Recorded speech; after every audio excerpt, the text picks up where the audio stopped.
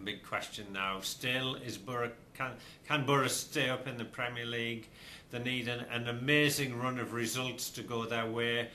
Probably the most amazing one of all would be if Boro can win an away game after 10 in a row on the road in defeat. They don't compete that well anymore on their travels, haven't looked like winning most of those games.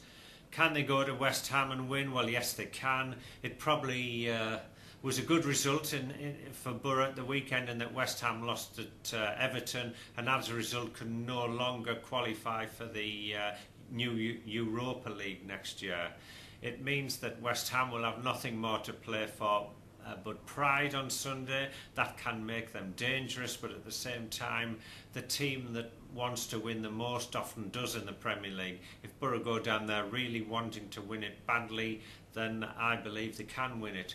You would assume that, judging by previous results and the fact they don't score goals, means that the best they could hope for could be a 1-0 win.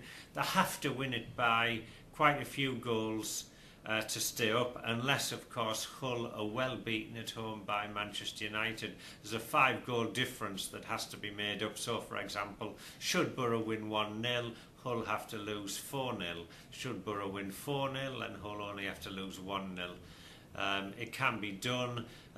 It's a pity in many respects that Man U have already won the title. In addition to that, they have the European Champions League final just a few days further along the line. So it suggests that Man U won't want to pick up any fresh injuries at Hull, nor will they play a full strength side.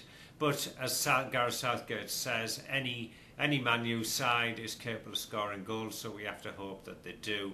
In addition to all that, Newcastle have to lose at Aston Villa. If Aston Villa play in the way that they did in the first half at Boro, then they'll give Newcastle a chance. If they play like they did in the second half, then Newcastle will have no chance. We have to hope that that's the case. Lot of ifs and buts, most of them which have to work in Boro's favour in a way that things don't seem to have worked in Boro's favour throughout the season. You can look back, all those offside goals, all those penalties that weren't, all those missed penalties by Boro.